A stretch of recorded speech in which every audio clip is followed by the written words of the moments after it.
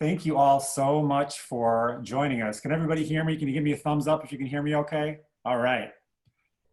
My name is Dr. Brad Klein. I am the Associate Director of the SMU Human Rights Program, and this is the SMU Human Rights Fellowship Exhibition.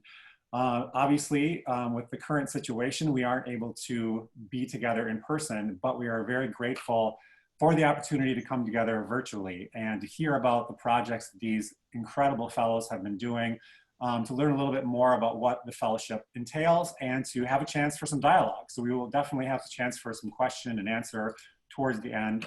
So again, thank you so much for taking the time out of your busy days to join yet what I'm sure is yet another Zoom call that you are all joining, another video conference. So thank you for that.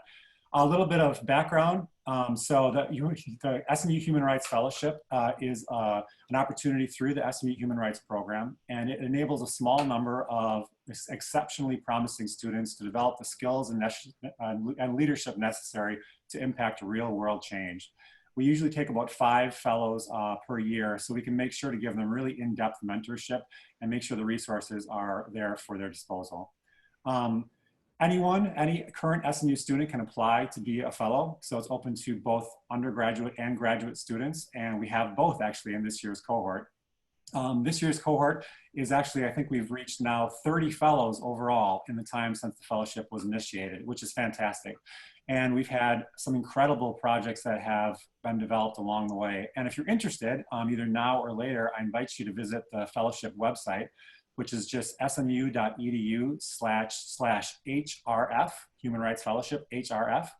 And you can read about these fellowship projects and all the fellowship projects. There's a little bit of a snippet for each fellowship project that has gone before. And we're just so proud and honored to be associated with such incredible folks who are really doing their part to make this world better, more just, safer for all.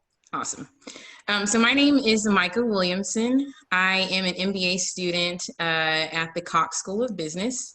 My focus is strategy and entrepreneurship. And my project is entitled Generation Wealth. And so I am touching on the issue of financial literacy and more specifically what that looks like in the Black community. So before I dive into the project details, I just kind of wanted to give you a little bit of context. So this is a picture of me and my great-grandmother, Gussie Mae Thompson, or as my family and I called her, Mama. She was born in 1917. And like many other African Americans born during the early 1900s, she received a 5th grade education. And she spent most of her life essentially working for, cleaning for, and caring for white families. And with that legacy, there was not much for her to pass on to the 8 kids that she ended up having, or the 8 kids that my grandmother ended up having. And so as you can imagine, this is a complicated legacy, but I realized that actually my story was not very unique. And there are several young African Americans who want to be connected with their past, but also create a financially secure future for their families and for their communities. So my project touches on 3 issues. The first is that there is so much of our Black history that has been lost or forgotten or buried, which I believe often lessens the urgency to be proactive and make change. Because I feel like if we truly knew what our ancestors fought for or what they died for, that there would be action that would be being taken. Secondly, I feel like we need more spaces and opportunities to share our stories. Black voices need to be validated, they need to be understood, and they need to truly be heard. Excuse me. And lastly, I feel like we need to equip our communities with resources to generate wealth. And this is not just in our adulthood. This is equipping our kids in childhood with the resources to manage money, understand money, and build Black enterprise. So I'd like to introduce you to generationwealth.org. And what this site features are 3 key elements. The first is a toolkit that is designed to kind of fill the gaps in your financial understanding. So whether you're looking for budgeting tools or you want to raise capital for your startup, there are tools for you to access. Secondly, there is a film, which I thoroughly enjoyed shooting because it allowed me to connect with 7 Dallas community members. And they not only shared their personal financial journeys, but they offered historical context that shed light on some of the inequities in Dallas, as well as expert advice for people like me who are on their financial journey.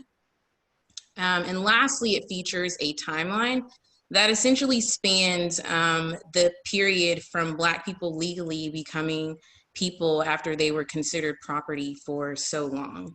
And so I'd like to be able to show you just an overview of the site. Can you guys still see my screen? Awesome. Okay, so when you land on the landing page, there is actually a preview of the film that'll be fully released on May 1st. But you can see the first 4 minutes of it, and it features interviews from the 7 folks that are in the video. If you scroll down, there are the links to the tools that I mentioned. So you can access the timeline. And again, it starts in 1865 and takes us all the way to 2020 to today. And then you can also access the toolkit. So when you land on the toolkit page, it asks you what brings you here. And so there are 4 different categories for you to access based on your needs. So for instance, if you're looking to build your own business, you can access these tools about growing your business. And lastly, the contact page. So if there's anyone, of course, we'll have Q&A afterwards, but if there's anyone that would like to get involved with Generation Wealth or just has access to content that could prove valuable to the project, there's a page for you to drop me a note. And that is Generation Wealth.